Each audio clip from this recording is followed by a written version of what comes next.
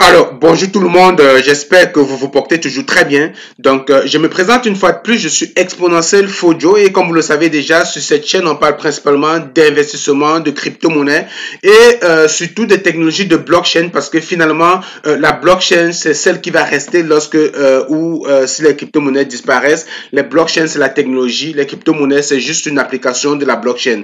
Donc, je suis convaincu que le développement des pays pauvres en voie de développement, donc c'est le cas des pays africains en majorité, passe par une adoption des blockchains, ok, et des crypto-monnaies des blockchains.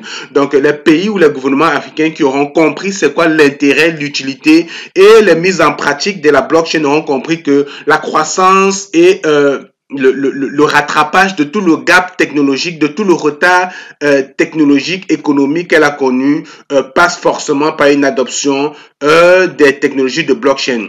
De toutes les façons, on va le voir dans cette vidéo avec ce pays qui est le tout premier pays africain, si vous ne le savez pas encore, la Centrafrique, la République centrafricaine, à avoir adopté le Bitcoin comme monnaie de coût légal.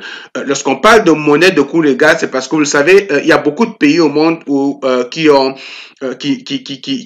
n'ont pas reconnu officiellement le Bitcoin comme monnaie nationale, mais où le Bitcoin circule, où le Bitcoin peut être échangé. Mais lorsqu'on parle de monnaie de coût légal, ça veut dire que en Centrafrique aujourd'hui, je suis capable de porter plainte à un marchand qui accepte ou bien qui refuse en fait de d'accepter mon moyen de paiement. C'est-à-dire si je paye un bien en Bitcoin et qu'en face de moi, j'ai un marchand qui refuse mon moyen de paiement, je peux le porter plainte. Je peux porter plainte à ce marchand-là et comme ça, il s'expose en fait à des sanctions judiciaires.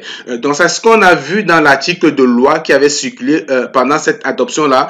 Mais aujourd'hui, la Centrafrique nous annonce une fois de plus un autre projet, le projet Sango, parce que souvenez-vous, lorsque la Centrafrique a adopté après cette décision le 22 avril dernier, donc il y a actuellement un mois, ok, il y a beaucoup de personnes qui ont analysé ça et qui se sont dit c'était peut-être une décision prise à la hâte, les bases même solides qui devaient permettre en fait la réussite de cette adoption n'était pas mise sur pied.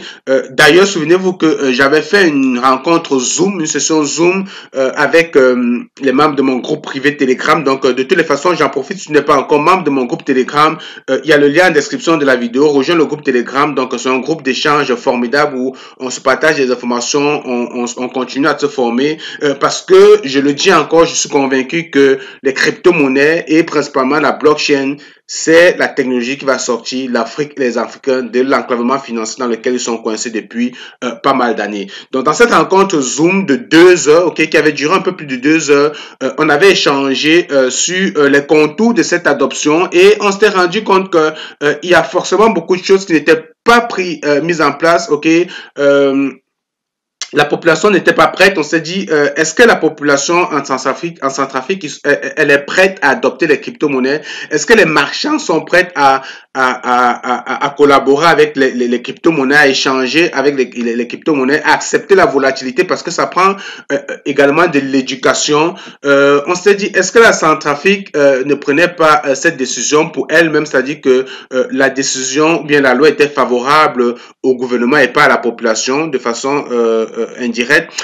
Mais voilà, c'est plein de questions qu'on avait comme ça lors de cette rencontre-là. Puis on se disait également, est-ce que le fait d'adopter le Bitcoin en Centrafrique ne laisse pas comme ça la porte ouverte aux arnaques, ok, parce que vous savez, les crypto-monnaies ou bien les crypto-monnaies en général ont toujours été présentées comme étant une porte en fait ouverte aux arnaques, aux pirates, à des activités illicites, au crime organisé, tout ça parce que c'est décentralisé et c'est on va dire anonymisé, ok.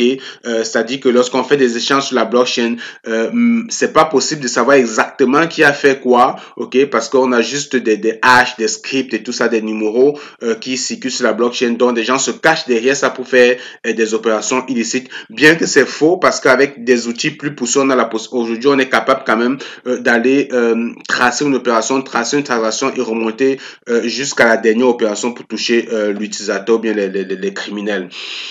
Donc, ça c'est pas mal de questions qu'on se posait, qui étaient restées comme ça à la fin de cette entrevue là. Mais aujourd'hui donc dans cette nouvelle annonce en fait du président centrafricain, le professeur Archange Touadéra, on peut observer que non, c'était juste probablement juste une annonce comme ça de l'Assemblée nationale, mais qu'il y avait des bonnes choses qui se préparaient ou alors il y a des choses qui se préparent en amont, ok, et que ou alors que les dirigeants et l'équipe autour de cette décision là ont finalement compris en fait toutes les critiques qui ont été apportées par la plupart des influenceurs, par la plupart des personnes sur la toile, parce qu'il y a beaucoup de vidéos qui ont quand même été faites pour démontrer que c'est une décision qui a été prise à la hâte. Mais le projet Sango, ok, le projet Sango aujourd'hui vient nous permettre de comprendre que non, il y a forcément de beaux jours qui sont annoncés du côté de la Centrafrique, parce que déjà il faut comprendre que dans le contexte aujourd'hui, un gouvernement qui adopte les crypto-monnaies, c'est un gouvernement qui de façon vraiment très directe attire tous les projecteurs sur lui. Donc la plupart des personnes qui investissent aujourd'hui dans les crypto-monnaies cherchent des destinations où ils peuvent dépenser leur argent sans trop de tracasseries, ok, sans payer trop d'impôts, trop de taxes. Voilà pourquoi Dubaï, par exemple, c'est une destination de plus en plus favorable pour les investisseurs de crypto-monnaies, ok. Donc c'est vraiment friendly.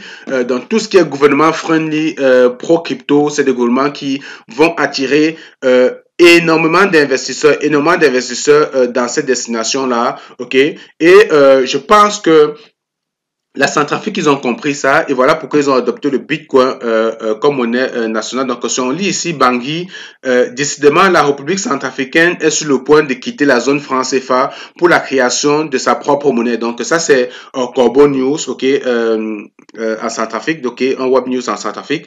Malgré la mise en garde de la Commission monétaire d'Afrique centrale qui a interdit toute transaction liée aux crypto-monnaies en zone CEMAC, les autorités du pays semblent désormais sur le point de non-retour dans un communiqué de presse publié ce lundi. Le directeur de cabinet à la représentation à la présidence de la République a annoncé que le président de la République va prochainement lancer un nouveau projet dénommé Sango. Ok, The First Crypto Initiative. D'après lui, le projet Sango va au-delà de la politique et de l'administration. C'est un nouveau mode de gouvernance économique et un vecteur pour les investissements numériques alternatifs stratégiques présentant un risque minimal, une grande fluidité, une adaptabilité spécifique à la nouvelle ère numérique dans laquelle le monde se trouve aujourd'hui. Ok, déjà, vous savez que la décision de la Centrafrique d'adopter le Bitcoin comme monnaie de cours légal, c'est vraiment une décision digne de vraiment plein de courage. Hein. Donc, c'est plein d'admiration. C'est à féliciter, ok. Et je pense que et j'espère que les autres pays, ok, voisins vont observer ça de très près et qui sont en train d'analyser et voir les enjeux en fait et qui sont en train d'étudier pour ceux qui ne s'étaient pas encore impliqués parce que très honnêtement, les technologies de blockchain, c'est révolutionnaire. De toutes les façons, la plupart des pays aujourd'hui l'ont compris. Ok, il y a de plus en plus de projets qui gravitent autour de la blockchain, que ce soit en politique. Vous l'avez remarqué l'année dernière lors des élections aux États-Unis, lorsque Donald Trump a perdu. Ok, les États-Unis et que Donald Trump avait contesté en fait les résultats des urnes. Ok, les États-Unis avaient donc trouvé que à l'avenir, il serait souhaitable et envisageable d'avoir un système électoral basé sur la blockchain. Parce que la blockchain, c'est vraiment la technologie qui va venir en fait, qui a révolutionné la transparence, ok? Quand on parle de technologie sans confiance, c'est-à-dire qu'on n'a pas besoin de faire confiance à un système. Donc, la blockchain résout un problème de confiance. Le système actuel, le système économique actuel repose sur la confiance. Il faut faire confiance à des personnes pour voilà, pour pouvoir évoluer, pour pouvoir échanger, pour pouvoir traiter, peu importe. Lorsqu'on parle d'un système informatique actuel, lorsque vous voulez, par exemple, créer un compte sur votre portail de banque, hein, votre banque en fait, banque en fait pour vos services, vos produits financiers. Lorsque vous faites vos épargnes, vous devez mettre par exemple un login, un mot de passe. Parfois, vous devez mettre un two-factor authentificator. Ça peut être un code qui est envoyé par email, par SMS. C'est parce que on essaie de trouver une solution pour se dire, ok, dans un environnement où il y a possibilité d'avoir du piratage, d'avoir du vol d'identité, d'avoir du vol d'informations, comment s'assurer que l'individu qui se connecte, c'est vraiment la bonne personne qui a accès aux informations. Donc ça, c'est un système de confiance, ok. Et voilà pourquoi on peut se dire, ok, les gens qui manipulent ce type d'informations peuvent truquer, peuvent voler les élections, peuvent détourner des choses. Donc la blockchain, ok, Satoshi Nakamoto qui a révolutionné, qui a créé la blockchain Bitcoin, a finalement mis un terme à cette façon de réflexion là, à cette réflexion là, à cette comment dire, à cette ce rapport de confiance qu'il y a dans des échanges en créant un système sans confiance parce que la technologie de blockchain, lorsqu'on parle de blockchain, la méthode de validation des consensus, que ce soit le proof of work ou le proof of stake, ok, permet en fait de valider ou bien de gérer des échanges, ok, de gérer des échanges, de gérer des transactions sans avoir besoin de faire confiance parce que la confiance est mise dans les mathématiques et dans la technologie, ok. C'est démontré, c'est prouvé que c'est impossible de falsifier une information sur la confiance telle que ça fonctionne, ok. C'est très coûteux pour quelqu'un de vouloir falsifier une information sur la blockchain. De toutes les façons, je vais pas entrer dans trop de théories de blockchain, de concepts de blockchain, mais voilà pourquoi la blockchain de plus en plus est utilisée et dans les différents adoptions que la Centrafrique compte faire, vous allez voir que ça repose sur la blockchain et que la plupart des pays africains devraient se retrouver dans ces adoptions-là parce que nous avons beaucoup de problèmes aujourd'hui sur le continent qui peuvent être résolus grâce à la blockchain. Donc, en général, lorsque je dis que la blockchain va sortir les pays africains de l'enclavement financier, cela demande également une volonté politique. Ça demande également qu'on ait en place un gouvernement qui veut vraiment éradiquer la corruption, par exemple. Ok, un gouvernement qui veut éradiquer la corruption. Très honnêtement, avec un système de gestion des projets, ok, de gestion des projets financiers, des marchés financiers sur la blockchain. Tout de suite, on vient de mettre un thème en 10 minutes, on vient de régler tous les problèmes de corruption, ok? Bien pensé, bien ficelé, bien monté. Là, on a résolu tous les problèmes. Donc, la Centrafrique, on voit dans un gouvernement qui a vraiment cette volonté, cette détermination-là de croissance, de réussite de croissance. Et je suis convaincu qu'elles vont réussir parce que le président d'après ce que je vois, c'est quelqu'un de déterminé, de transparent et qui veut vraiment révolutionner son pays, qui veut vraiment positionner son pays à un niveau où personne ne s'attendait, ou un niveau où personne n'imaginait. Et le fait d'orienter tous les projecteurs sur lui va finalement lui permettre d'atteindre ses objectifs. Ok. Donc, si vous regardez ici, lorsque je dis que c'est vraiment une décision pleine de à saluer, ok, qui demande beaucoup de courage, c'est parce que la commission bancaire de l'Afrique centrale, la COBAC, ok, s'est réunie par exemple en session extraordinaire par vidéoconférence le 6 mai, il y a quelques semaines, sous la présidence de M. Abbas Mahaman, ok, président statuaire de la COBAC et gouverneur de la BEAC. Au cours de cette session, la COBAC a examiné les impacts de cryptoactifs sur la stabilité du système bancaire et financier de la communauté économique et monétaire de l'Afrique centrale, la CEMAC. Ok, donc de toutes les façons, pour aller plus vite, lors de cette rencontre-ci, la décision qui a été prise, c'était de on va le voir ici, les crypto-monnaies de cet ok, donc la COBAC a rappelé certaines interdictions liées à l'utilisation des crypto-actifs dans la CEMAC, ok, notamment la souscription ou la détention des crypto-monnaies de quelque nature que ce soit pour compte propre ou pour compte des tiers. Donc, lorsqu'on comprend ça, ça veut simplement dire que dans la zone CEMAC, c'est interdit de détenir des crypto-monnaies, ok, que ce soit pour son compte propre ou pour un tiers. Donc, les institutions ou les exchanges, tout ça, ça veut dire que les exchanges ne devraient pas exister, des individus ne devraient pas investir dans les crypto-monnaies, ne devraient pas détenir des crypto-monnaies, ok, parce que ne devraient pas les échanger ou bien les conserver, ok.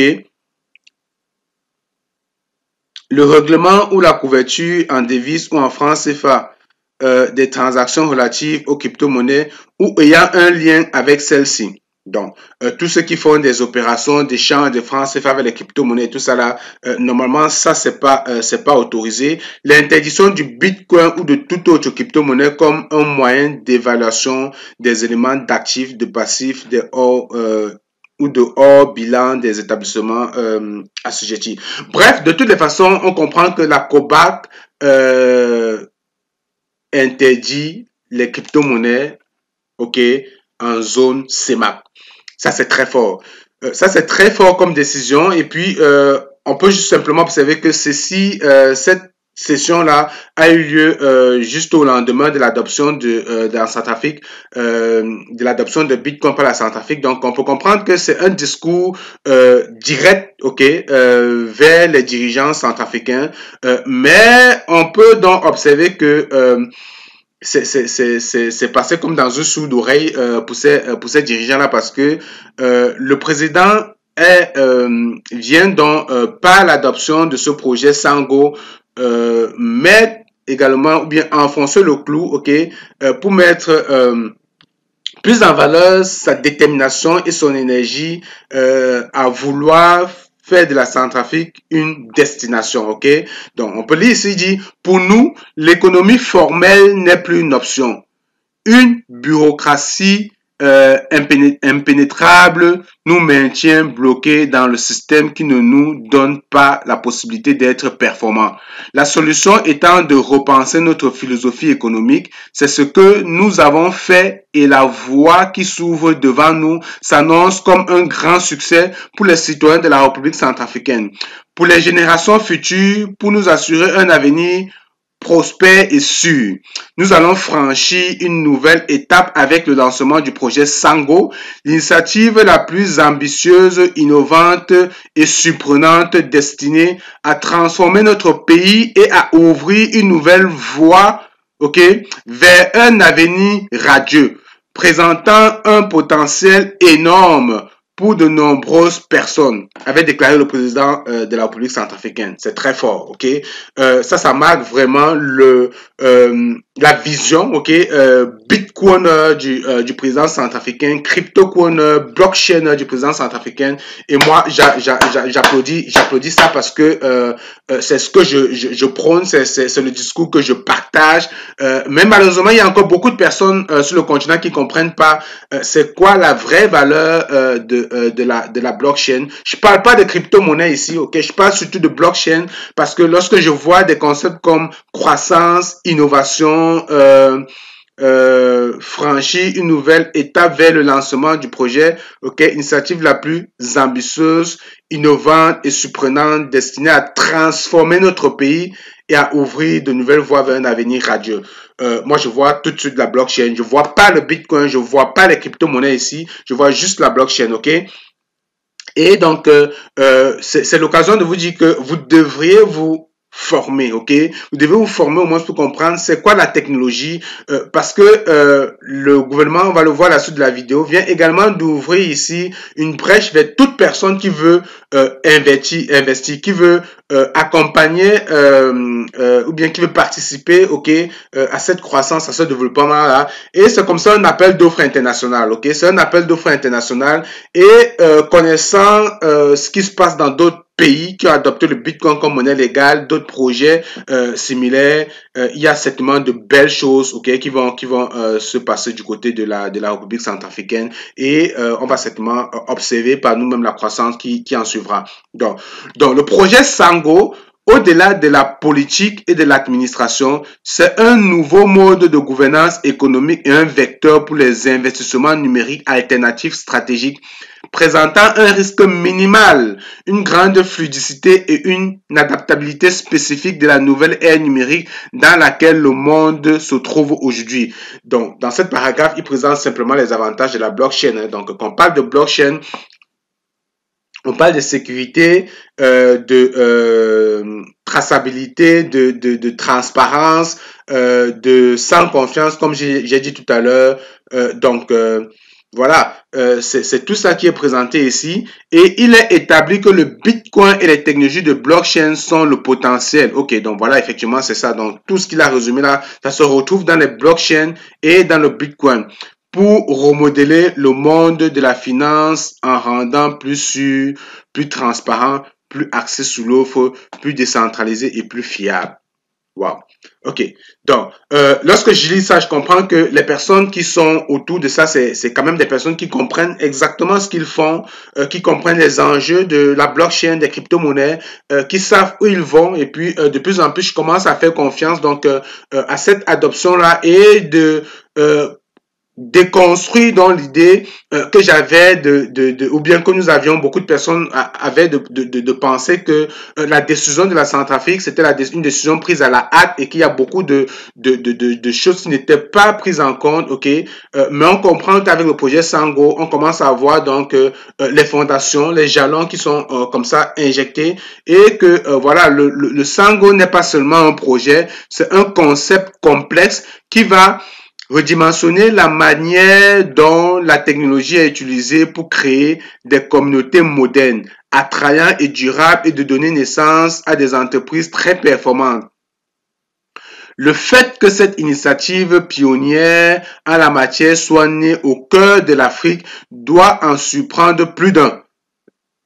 Mais pas des Centrafricains et ceux qui ont connaissance du potentiel de cette terre aux richesses inexploitées, qui comprennent la nécessité du changement, qui sont tournés vers l'avenir. De toutes les façons, moi, ça me surprend pas. Si ça vous surprend vous, à votre niveau. Ça veut dire que vous ne comprenez pas, en fait, les enjeux de la blockchain. Je le redis, je le répète, vous ne comprenez pas l'intérêt et l'importance de la blockchain. Vous êtes encore dans le noir, ok? Donc, c'est le moment de vous ouvrir, d'essayer de comprendre, pas seulement le Bitcoin, arrêtez d'acheter et de juste investir dans les crypto-monnaies, essayez de comprendre la blockchain, ok? La blockchain, c'est quoi? La blockchain, ça fonctionne comment? Et la blockchain, ça nous permet de faire quoi exactement? C'est quoi les propriétés de la blockchain, ok? Vous allez comprendre beaucoup de choses, ok? Ça va vraiment vous ouvrir l'esprit.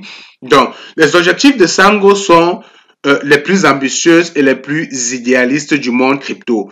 Les seuls qui se concrétisent réellement, contrairement à d'autres qui ne sont jamais allés au-delà de simples déclarations. La construction au cœur de l'Afrique du premier crypto hub légal et l'amélioration de l'expérience crypto grâce au passage du Bitcoin au niveau supérieur sont complètement par ce qui pourrait devenir l'espace le plus non convenable au monde. Bref. L'idée, c'est de créer une île crypto. Donc, c'est de faire simplement de la Centrafrique une destination crypto. Et je sais que ça, rien que pour ça, il y a beaucoup d'investissements qui vont comme ça être orientés du côté de la Centrafrique. Il y a beaucoup de personnes qui ont des cryptos, qui détiennent des cryptos et qui veulent simplement continuer à détenir des crypto-monnaies. Et donc, voilà, c'est comme je disais tantôt, c'est un appel d'offres international, ok, pour tous ceux qui sont intéressés, pour tous ceux qui ont la vision, qui voient la vision, qui pensent la vision du projet Sango. Donc, on va aller sur CryptoAsk pour essayer de voir en fait ce que le Sango, voilà. On va dire ici, le Sango est une référence à la deuxième langue officielle de la nation, donc c'est juste d'où vient le nom Sango, ok. Alors, la documentation descriptive vante une diminution des frontières entre le virtuel et le réel avec une représentation de l'immobilier de l'île dans les métaverses. Tout sera tokenisé et cela inclut notamment les actes de propriété et des biens physiques. Rien que pour ça là, ça vaut des acclamations, ok?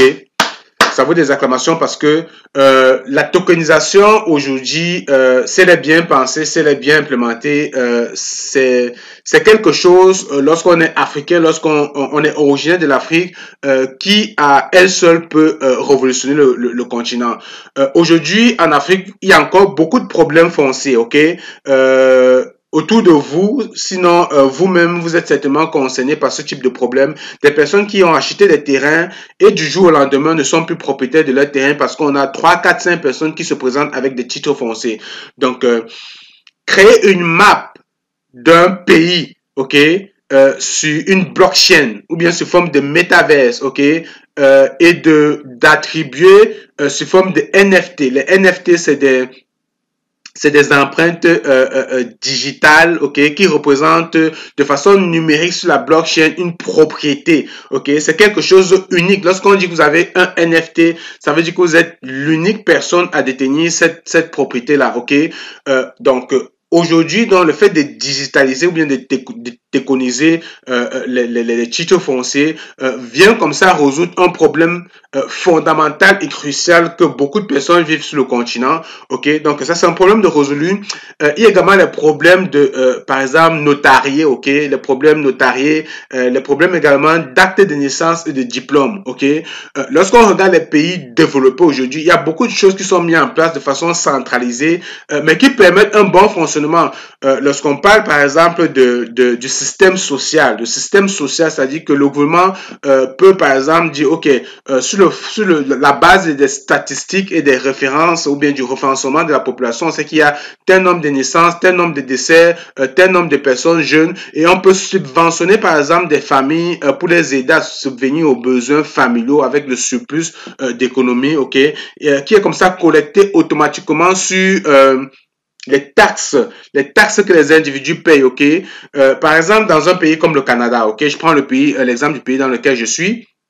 Lorsque je travaille, automatiquement, il y a un pourcentage de mon revenu qui est collecté, ok, par le gouvernement, et ce pourcentage-là est reversé, par exemple, aux personnes qui ont des familles, qui ont des enfants, ce qu'on appelle des allocations familiales. C'est tout le monde qui contribue. Il y a un système de santé qui fait que, automatiquement, dans mon salaire, on me prélève quelque chose sur mon argent, qui fait que le gouvernement utilise cet argent-là, par exemple, pour le système de santé. Lorsque je suis malade, je m'en vais simplement à l'hôpital et je suis pris en charge, ok, on prend tous mes paramètres, tout ce que j'ai comme maladie, on prend en charge par le gouvernement, par le système, parce que tout le monde contribue et c'est le gouvernement qui paye par exemple les médecins parce que on va prélever par exemple 100 francs CFA chaque mois. 100 francs CFA qu'on prélève à une personne, ça n'a l'air de rien, ça ne représente rien, ok.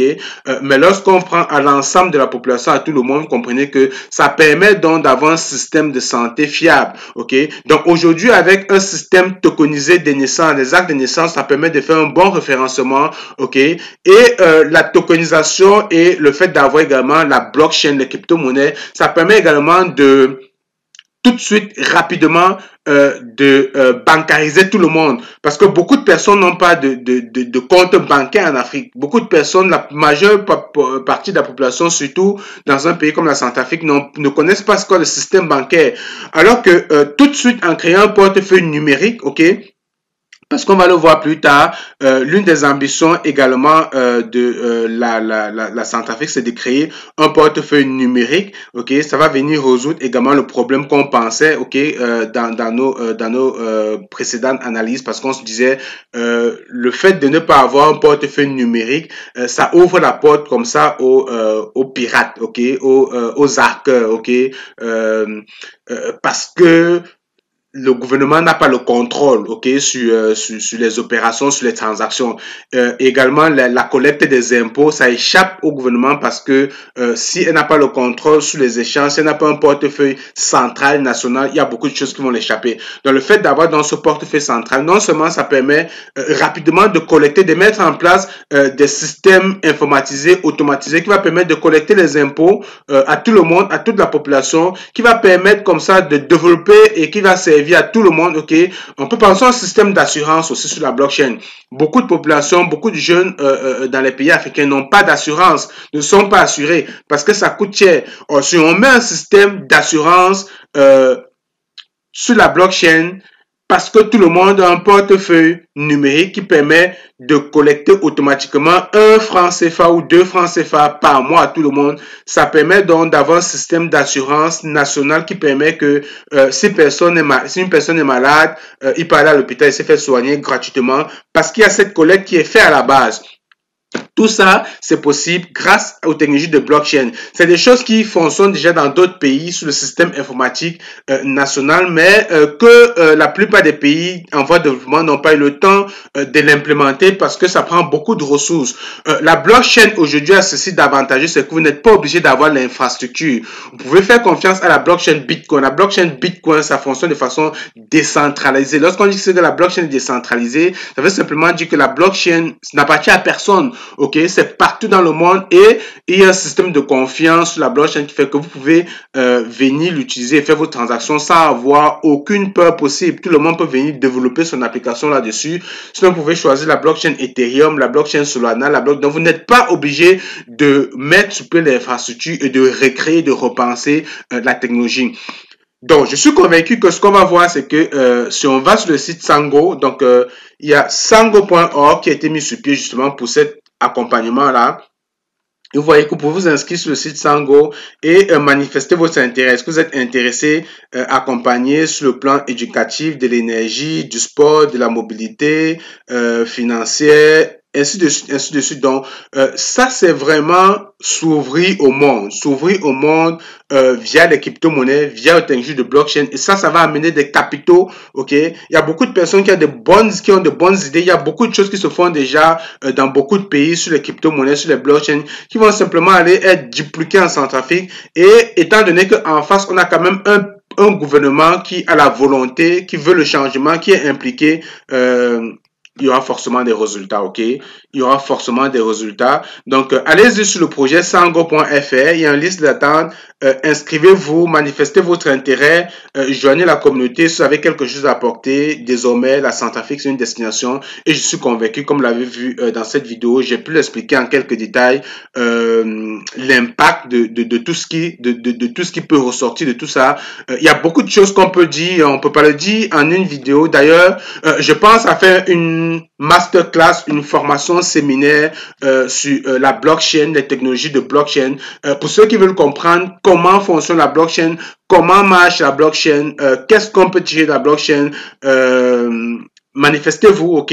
Vous pouvez m'écrire à cryptoexpo@gmail.com, manifestez-vous, puis on va voir dans quelle mesure lancer cette session-là, parce que ça peut être important. Comme vous l'avez vu, les blockchains aujourd'hui, c'est également comment dire, c'est un domaine innovateur. Donc, il y a forcément des métiers qui vont se créer. Il y a des domaines d'emploi. Il y a beaucoup de choses qui vont se créer sur la blockchain. Donc, aujourd'hui, de toutes les façons, on commence à le voir. Des personnes qui sont experts en blockchain, analystes blockchain, développeurs blockchain, architectes blockchain, c'est des personnes qui sont recherchées de partout, qui peuvent comme ça aller travailler dans ce domaine. Et je suis certain que après la Centrafrique, il y a beaucoup d'autres pays africains qui vont adopter, suivre ce pas-là, et forcément, ça va créer de nouveaux métiers, de nouveaux types d'emplois. Donc, ça peut être intéressant. Donc, si tu as aimé la vidéo, ça sera important de liker puis de partager la vidéo. Et puis, si tu as des questions, tu as des commentaires, laisse-moi savoir en commentaire ce que tu penses de tout ça. Est-ce que tu penses que la Centrafrique fait vraiment prend vraiment une bonne décision en adoptant les crypto-monnaies, le Bitcoin comme monnaie légale, et surtout les projets, les perspectives telles que je te les ai présentées. Est-ce que tu penses que ça fait du sens? Si tu as besoin d'autres vidéos dans ce sens pour élargir le débat, élargir la discussion, lâche-moi également un commentaire. Surtout, n'oublie pas de liker puis de partager la vidéo parce que le contenu est intéressant et il est important que la plupart des Africains soit connaissant de ce type de contenu. Allez, on se retrouve dans une prochaine vidéo. Salut!